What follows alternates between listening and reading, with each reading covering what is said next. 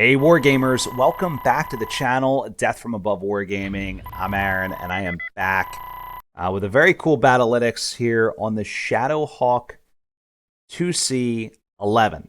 It's got a brand new design. It looks absolutely bananas. I love the way it looks. It maintains that sort of like anime-esque design from the original TRO artwork, but it just looks so modern and so fresh. I really, really like it. So, Shadow Hawk IIC is weird. Why, you ask? I'm glad you asked, because it's only 45 tons.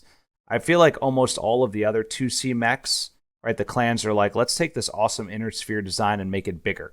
But the Shadow Hawk is smaller. So I was surprised when I found that out.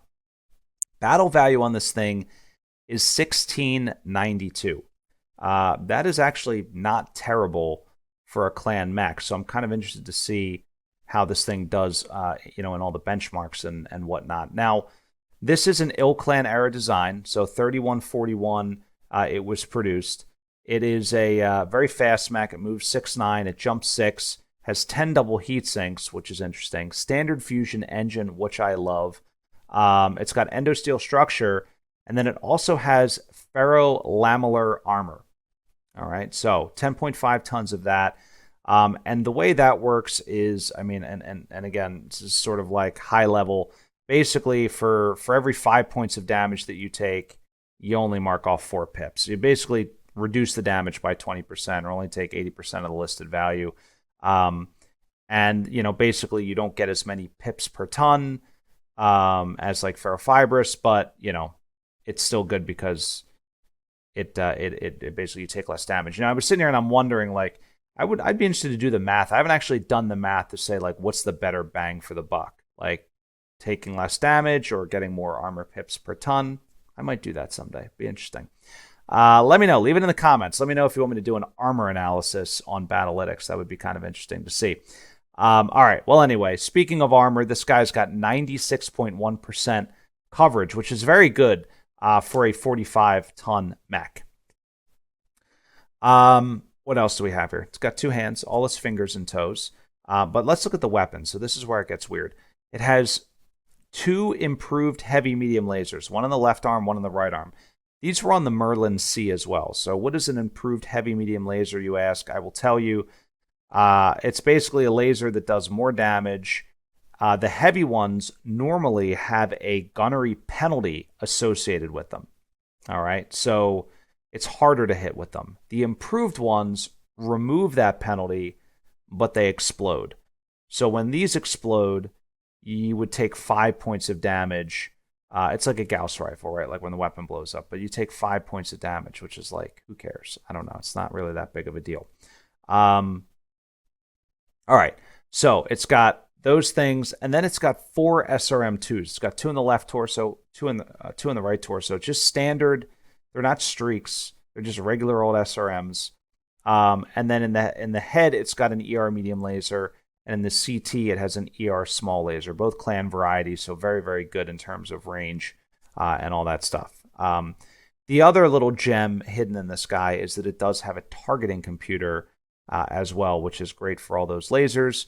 And then it's got 100 rounds of SRM2 ammo. Seems excessive, but 50 probably isn't enough for 4 SRM2 launchers. So I guess, the only logical choice is to go with another ton of ammo there. But it's a lot. So basically you're getting 25 shots per SRM2 if your game even goes that long. So overall, I'm interested to see how this thing does. I love the laser arrays. I don't love the SRM2s. Interested to see how the targeting computer and the ferro-lamellor, how it all comes together. Will it be worth it? I don't know. Guys, stay tuned.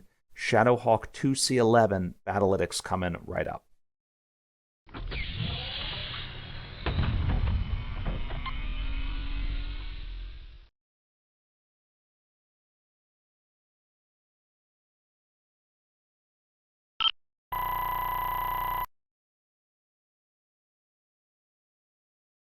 All right, so here we are in the offensive benchmarks. First thing I notice is, wow, that heat can really build up quickly. So as soon as those SRM2s come into range, and you're at 9 hexes, Actually, it's not just the SRM2s. It's it's like a lot of things come into range. So the only thing that's in range starting at 15 hexes is the ER medium. Once you hit 9, the SRM2s and the improved heavy mediums come into play. Now, those improved heavy mediums build up 7 points of heat per laser. They do 10 points of damage, though, so that's not a bad damage to heat ratio, but it's a lot. And remember, this thing, for whatever reason, only has 20 heat sinks on it, or 10 doubles. So that's a lot. It can build up 29 points of heat per trigger pull with all weapons in range, and the ER small comes in range at 6 hexes. So absent that, which builds up 2 points of heat, you're basically building up 27 points of heat as soon as you're in 9 hexes, which is insane. So as you can see, the thing just builds up heat like for days. So you have to be real careful with this mech, not for beginners, definitely for seasoned professionals. So baseline damage, that means if you keep this thing at a respectable level of heat level of 4 or less, it builds up 131.1 points of heat. If you optimize it, meaning you press the buttons a few times, you take on a little bit of heat here and there, but don't go bananas, you'll build up 147.1 points of heat. If you do hold the trigger down, only 86.8 points of damage. So there's definitely a huge drop off. What is that, like 50 points of damage, I think, if my math is right, between the baseline and the red line. So that's significant. But you can also gain 12% if you optimize it. So that's a good thing too. I mean, I always like when mechs can build up heat because that means you can do things, you have more options. If you are in a bind, you can, just drop a bunch of lasers, just nuke somebody, and then back off into cover. And again, because this thing does have a decent movement profile, and of course does have the jump jets, you can jump into cover and things like that and cool off. Anyway, let's talk about the lethality index here for just a moment. So damage per hit is 5.8. The heavy lasers are pulling that up. All of the individual SRMs are pulling that down. It does generate 3.77 critical hits. The SRM2s are nice. The problem is there are so many of them. And if you look at the cluster hit table, it's not favorable for SRM2s. It's like a 50-50 that you're gonna hit with just one of those two. So I don't know. It's not the best in my opinion.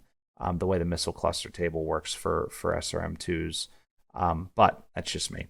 So time to kill on this thing, 10.99. It's not bad. It's not great. I think it's about, honestly, the same as the Hermes, if I remember, like somewhere in there. So where are most of the kills coming from?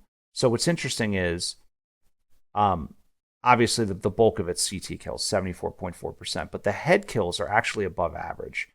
So 15.3% is definitely noticeably higher than what you would expect, especially when the mech, isn't even killing the javelin 100% of the time.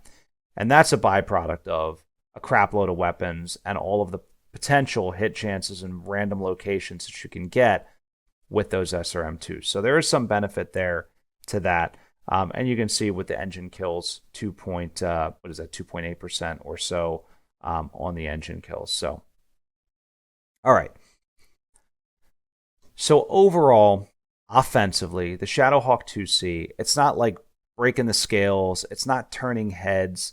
It's not the worst mech that I've seen. It's definitely more than like a Hermes or an Intersphere mech of like similar size. But again, what I'm really interested to see here is the toughness of this thing with the ferro-lamellor and how it all comes together. So let's take a look at the defense.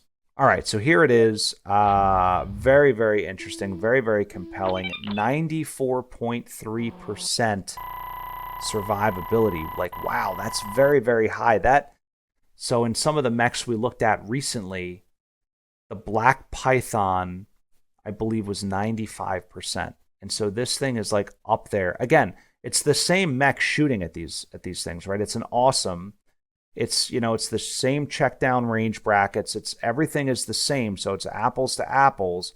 This thing survives as much as the Black Python in that scenario. That's pretty darn cool. So this is a tough design for sure. Now looking at the armor diagnostic top left, a couple things I noticed. Again, the yellow bars are sort of average if we had an even distribution of armor. It's right bang on the arms and the legs. It's a little higher on the side torsos. It's actually a couple pips under. I mean, it's deceiving with the bars, but it's like a matter of like a pip here or a pip there. Basically, it strips a little from the arms and legs and puts that into the torso, which I love because that's what I would do. They're the most likely to be hit, and that's where your good stuff is. So, all right. Ammo explosions. Never happen. Ammo's in the left torso, ammo's in the right torso. It's got a standard fusion engine. It's a clan mech with case. It's phenomenal in the sense that things can blow up. You will lose weapons, which stinks, but you won't die, which is phenomenal. So really the way this thing dies, 4.9% of the time, it's just you have to core it out. 0.7% of the time it's just standard, for like a standard fusion engine kill. Like, I mean, that's almost negligible. So most of the time you're eating through the torso. That's the only way you're going to kill this thing. This is like another, we talked about the gladiator and like the zombie mechs, right? This is like another one of those that would just be annoying and very, very hard to kill. So overall, very impressed with this thing. We didn't really talk about mobility, but if you look at the average target mod, the bottom line and the key metrics on the right, average target mod 2.98. It's almost never losing mobility, like almost never. Now it doesn't mean it's not going to happen to you. Like, your opponent may get a couple of shots and just keep nailing your leg or get a throw or crit, but out of 10,000 simulations, it made it through 12 turns at a 2.9, averaging 2.98 over the 12 turns. That's phenomenal. So what this tells me is that the ferro-lam is definitely worth it. It's very, very strong. It's very, very helpful to deflect. And, what's interesting is, I made the comment earlier about what's worth it, the ferrofibrous or the ferro-lam. The great thing about ferro-lam is that when you take a massive chunk of damage from like a PPC or a Gauss, like that 20% is a big difference, right? That's a big differentiator in terms of like survivability. So it's reflected here. I really, really like it. Let me know what you think about it. Leave it in the comments. Do you like ferro-lam? Do you not? I kind of like it. I'm not going to lie. But let's take a look at the efficiency. Again, 1692 battle value. It's not insignificant. It's like way more than Inner Sphere heavies. But as far as clan mechs go, might be on par. So let's take a look and see. All right, here we are. So we are in the efficiency, and it says 6.03. Not a disappointment. Again, for a 45-ton mech, that's pretty good.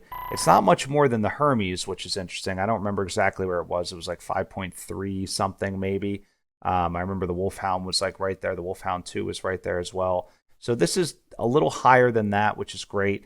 And so what that tells me is it's very survivable, but it really doesn't do a whole lot of damage. So it's so set your expectations accordingly. If you want a tough mech that's going to get in and spray some bullets and find some crits, I think this is the mech for you. I will say the one thing about the damage that isn't really necessarily reflected, or maybe it's hidden in the data, is just the chunk, right, of being able to do 10 damage with two. It's basically, like twin heavy mediums. It's like having two PPCs on your mech. That's a lot. The SRM2s kind of stink, in my opinion. Like, they're not doing much. They're finding crits. But this thing is sort of an interesting mech because you can deliver those massive shots with the heavy mediums and then maybe find a crit on your own with the SRM2s. But again, the heat profile of this thing is really what's holding it back, right? So when we looked at it, again, it can build up 27 points of heat, not even looking at the small laser. It can only dissipate 20, right? So that's a huge jump. So you're going to have to lay off some of those guns. Maybe you only fire one heavy a turn and a bunch of SRM2s. I'm not sure. I think it depends on how damaged the mech is. Like for me, I'd go in, I'd fire my heavies and my ER medium like as much as possible. Just, again, taking out those big chunks of armor. And once the thing is flashing in a couple of locations, that's when I switch over to SRMs and I get those more in the mix. So it's kind of, again, not a beginner mech. I think it's a thinking man mech. Like, you got to kind of figure out what you want to use and what's optimum in which situation. But overall, very impressed with the mech here. So gunnery sensitivity, real quick, very low. you're not going to get a lot of bang for buck. I mean, to me, this is a Gunnery 3 mech all day. I wouldn't spend the points to the battle value to get it up to Gunnery 2. I just wouldn't do it. That's my opinion. Let me know what you think in the comments. Overall, though, again, I think it's a great design. Let's talk a little bit about threat and roles and sort of where my head's at with that. All right, so the 3 roles that I picked for this thing, and again, I'll be honest, like I really struggled to figure out like what this thing is, because it's kind of like almost like a lone wolf, where you could kind of run it out on its own. Maybe that makes it a skirmisher, but it really didn't have the long range weapons to like do that role well. Like if you're like 6 hexes away and you're like, look at me, you're not really like able to do that sort of like hit and run skirmish type thing. You're sort of just there. So I said brawler because you got to get close with this mech. I also said cavalry because again, it's got great speed, 696 for a 45-ton mech. It's better than the Hermes in terms of the fact that it can jump. Right? It's like way better than I think most 45-tonners in that regard. And even 50 and 55-tonners like in that class. I think it's it thing moves. So in that regard, I think again it can get in fast. You want it in close to do the most amount of damage. So that's very, very good. All right, the other thing here is picket. All right, so this is where I think this mech can really, really excel. So like to me, like a picket mech is, it's like that sort of like gnat that you can't get rid of. It's annoying. It's flying in your face and you're like, stop. Like you have an archer or you have, a longbow or even like, I mean, hell, even like a king crab or something like that. Like they're big, they're slow, they're ponderous. They've got lots of guns on them. If you run this thing up to them and start boring 10-point holes in them with the heavy mediums, you're going to get their attention, right? And I don't know if this is legal because it's a clan mech, and some people might think this is heretical to say. But if you stick Inferno ammo in this thing and just have all of those SRMs loaded with Infernos, you can like really ruin somebody's day. Let me know if that's a thing. Can clan mechs, is that all right in the ilClan era? I'm not even sure. So anyway. So that's like, there's, again, lots of different use cases for this mech.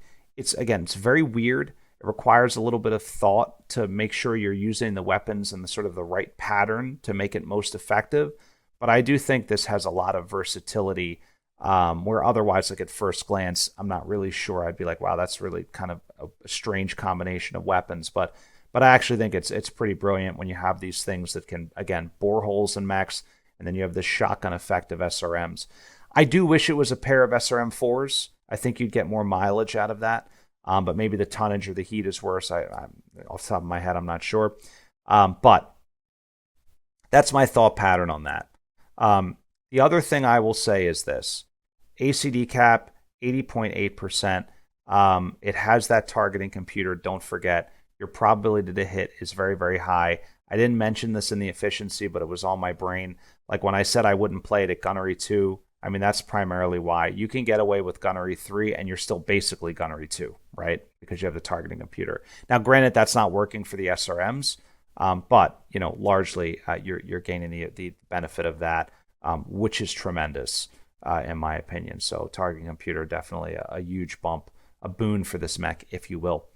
All right, so that's the Shadow Hawk IIC-11. Again, my sort of impression is very positive. I'm excited to get this thing on the table. The only thing I don't know is what clan should I paint out my Shadow Hawk IIC? Let me know. Leave it in the comments. That said, if you want to get a Shadow Hawk IIC and you missed out on the Kickstarter, don't worry. They will be in stock eventually at Ares Games and Minis. That is my number one go-to for the plastic addiction that is BattleTech.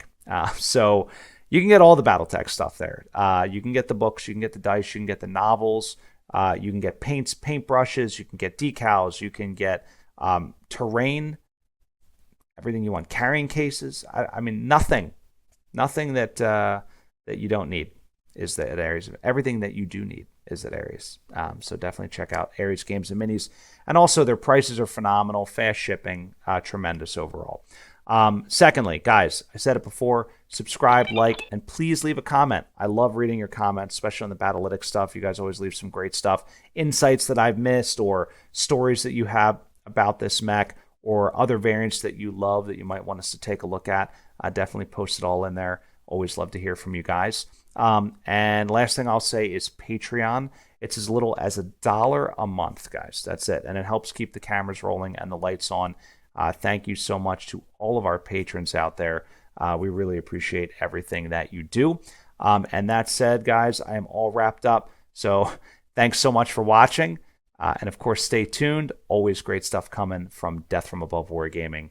Have a great night.